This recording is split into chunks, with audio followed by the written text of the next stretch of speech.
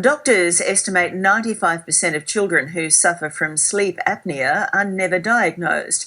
Now a new campaign to make parents aware of the warning signs. Throughout their childhood, about 35% of children, or approximately 1/3, will have some sleep disorder. Can have long-term significant effects.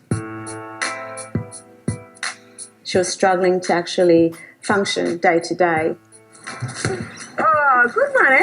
Emily Bosnovska is a little girl full of life. But the happy, healthy 5-year-old wasn't always like this. Since Emily was a toddler, she struggled to breathe. Very deep breathing, very heavy snoring. Sometimes it almost sounded like she was gagging on something. As well as snoring, Mum Maria says Emily would often find it hard to eat meals, wake numerous times throughout the night and avoid physical activities like running and swimming. She was struggling on a daily basis. She says Emily would easily become agitated and often struggled with concentration. Simple tasks that should have been straightforward, she wouldn't follow. Concerned about her breathing, Maria took Emily to numerous doctors and was told each time there was nothing wrong. I think mother's instinct is very true and something didn't sit right. Unable to accept the response, Maria took Emily to ear, nose and throat surgeon Dr. Zoran Becvarovski. Head of the St George and Sutherland Children's ENT Centre, Dr. Becvarovski diagnosed Emily with obstructive sleep apnea as a result of oversized tonsils and adenoids. The snoring spectrum is what I like to think of, where simple snoring is at one end and the sleep apnea as the other end, where the child has stopped breathing, oxygen is being starved from the brain and from the body. Sleep apnea occurs when the airway becomes blocked, usually by tonsils or adenoids.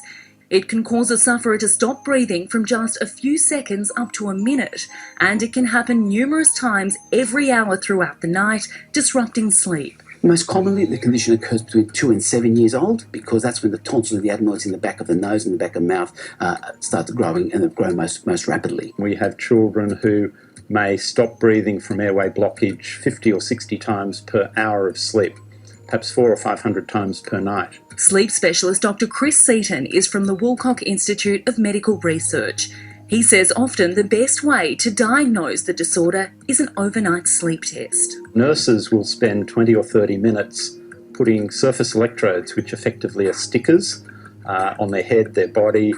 We measure not only breathing and oxygen and carbon dioxide, but a lot of other things that might go wrong in sleep. According to Dr. Seaton, though, an alarming 95% of sufferers are never diagnosed. Sleep apnea causes significant behavioural problems in them, learning problems, particularly related to speech development, and mood problems. Not only are young sufferers more likely to have difficulties following direction, but they're also 5 times more likely to be diagnosed with ADHD. There's often a cognitive element that, they can't concentrate, they forget things, they're much more agitated and aggressive to parents. According to psychologist Ian Wallace, a good night's sleep isn't about quantity. It's very much quality of sleep, because kids with sleep apnea or sleep difficulties often will sleep for about 12 hours, but the quality of their sleep is terrible because they're waking constantly. If you're concerned your child may suffer from sleep apnea, there are some common signs to watch out for, including noisy breathing, snoring,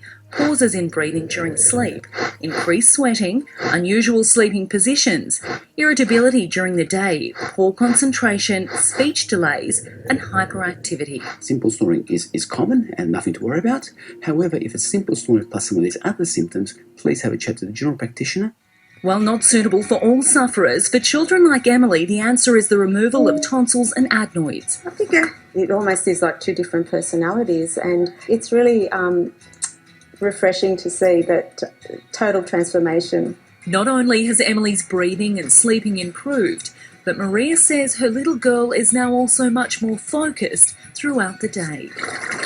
In hindsight, it makes sense, because if you're struggling to get air in, you're not going to be listening at what those instructions are, because your priority is to focus on your breathing. Her personality has definitely changed.